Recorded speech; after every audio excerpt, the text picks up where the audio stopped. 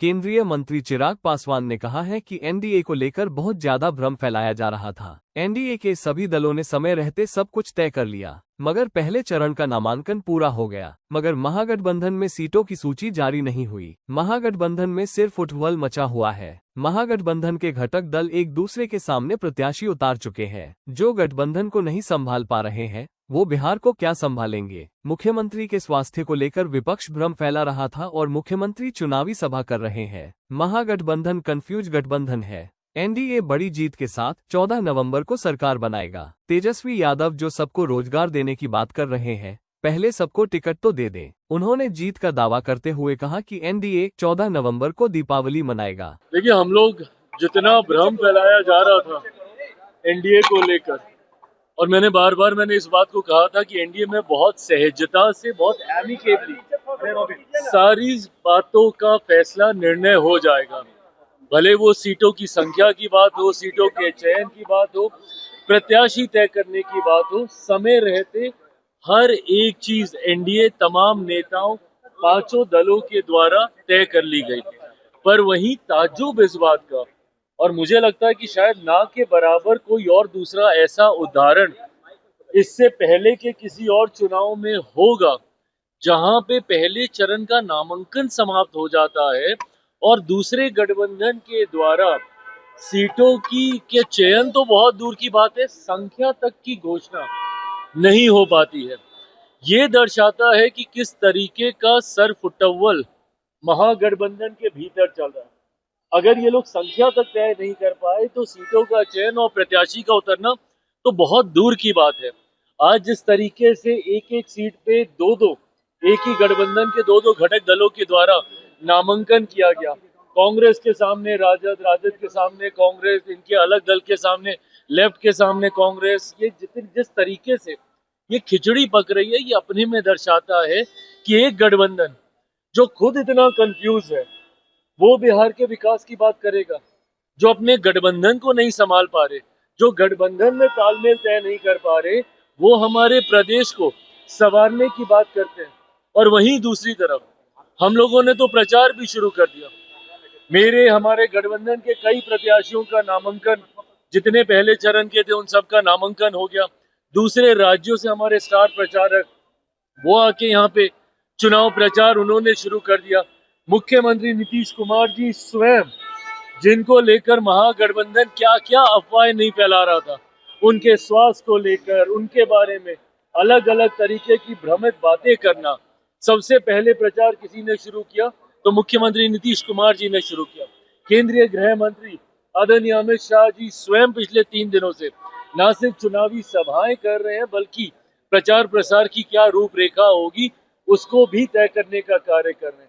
तो एक तरफ हम लोग का एनडीए गठबंधन जो इतनी एकजुटता के साथ मजबूती से चुनावी रण में उतर गया, वहीं एक कंफ्यूज गठबंधन है, महागठबंधन, जिनको अभी तक यही नहीं पता है कि कौन सी सीट से उनका कौन सा प्रत्याशी उतरेगा।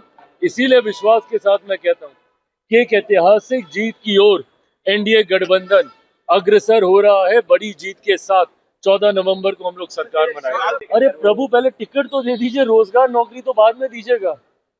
जो टिकट नहीं दे पा रहे हैं, जो प्रत्याशियों का चयन नहीं कर पा रहे हैं, जो गठबंधन को सवार ही नहीं पा रहे हैं, गठबंधन की रूपरेखा तय ही नहीं कर पा रहे हैं, वो बात करेंगे कि हम बिहार में विकास देंगे, रोजगार देंगे।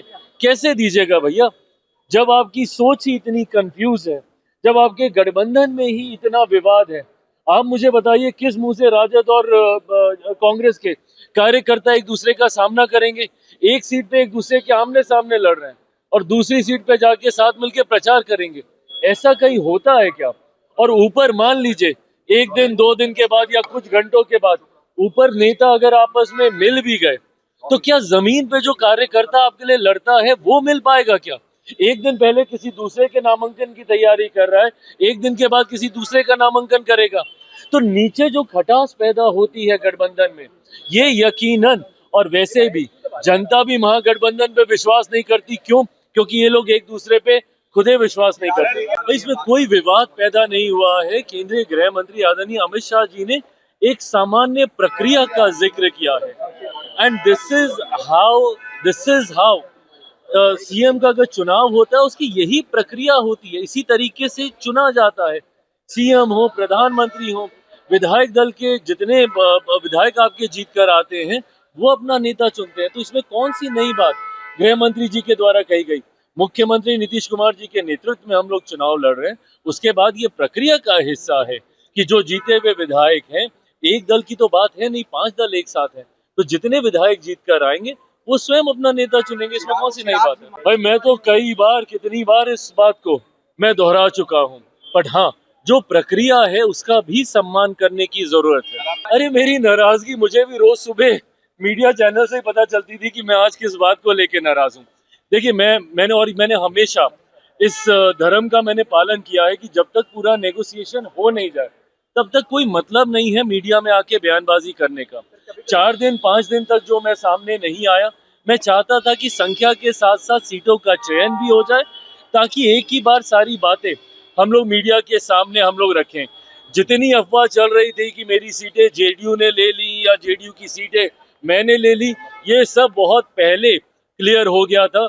मेरा जनता दल यूनाइटेड या किसी भी दूसरे घटक दल के साथ 1% का विवाद नहीं रहा। एक बार हम लोग को सीटों को लेकर बातचीत करने की जरूरत नहीं पड़ी है। जो सीटें मुझे डे 1 मिली थी, डे 1 से लेकर आज नामांकन तक वही सीटों पे हमारे प्रत्याशी चुनाव लड़ रहे हैं। देखिए, दिवाली सही मायनों में तो हम लोग 14 नवंबर को मनाएंगे, पर हाँ, दिवाली है। दिवाली की पूरे बिहार वासियों को, देशवासियों को ढेर सारी शुभकामनाएं और बधाई। और मैं मानता हूं कि एनडीए की एक बड़ी दिवाली और हम लोग 14 नवंबर को मनाएंगे।